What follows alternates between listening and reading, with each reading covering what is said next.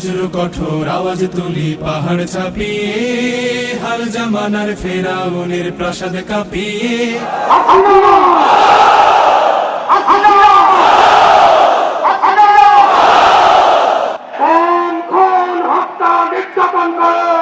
আওয়ামী লীগ বাংলাদেশকে একটি ব্যর্থ রাষ্ট্রে পরিণত করেছে।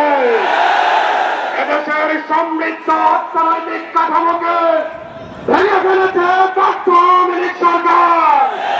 এই শান্ত শীতল ভূভাগে যে আগুন ধরালো, ভ্রাতৃপ্রতিম সমাজ ধারায় হিংসা ছড়ালো, সেই স্বৈরাচারীর দের কবর রক্তে নাচুক তপ্ত খবর, প্রাণ যদিও যায়। ইসলামী ছাত্র শিবিরের উপর অমাননীয় নির্যাতন চালিয়ে ইসলামী ছাত্র শিবিরকে নিশ্চিহ্ন করার প্রয়াস চালিয়েছেন। জাতিবাদীরা তাকিয়ে দেখো, ইসলামী আন্দোলনকে নিশ্চিহ্ন করা যায় না। ইসলামী ছাত্র শিবিরকে নিশ্চিহ্ন করার শক্তি তোমাদের নেই। বাংলাদেশের মানুষের অধিকার প্রতিষ্ঠার জন্য রাজপথে আপামর জনতাকে সাথে নিয়ে দুর্বার আন্দোলন করে তুলুন।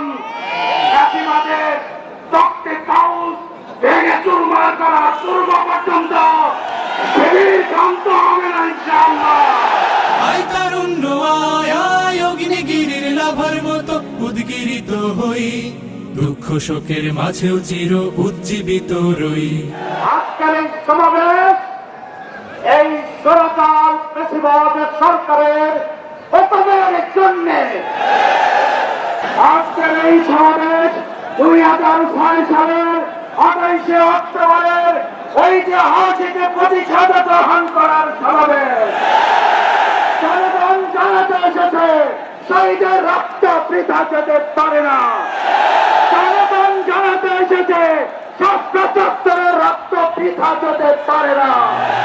মুক্ত স্বাধীন দু হাতে যে শেকল পরালো, স্বপ্ন সজীব চোখের কোণে অশ্রু ঝরালো, সেই অত্যাচারীর বুকের চাতাল ভেঙে দেনে হিংস্র মাতা তৃপ্ত চরণ ঘাই।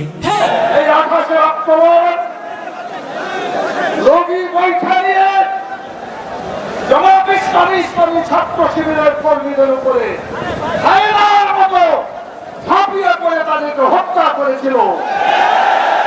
সাপের মতন পিটিয়ে সাপকে যেমন পিটিয়ে হত্যা করে আমাদের ভাইদেরকে তারা হত্যা করেছিল।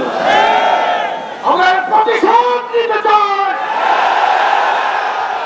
আমাদের প্রতিশোধ হত্যার বদলে হত্যা নয়। আমাদের প্রতিশোধ আমাদের ভাইরা যে কারণে শহীদ হয়েছেন, আল্লাহ তাআলা যেন তাদের সেই কাম্য যে ছিল আল্লাহর আইন এবং সত্যের শাসন কায়েম করা, বাংলাদেশে কোরআন এবং সুন্নাহর আইন চালু করে আল্লাহর আইন এবং সত্যের শাসন চালু করে আমরা প্রতিশোধ নিবই ইনশাআল্লাহ। আয় তারুণ্য আয়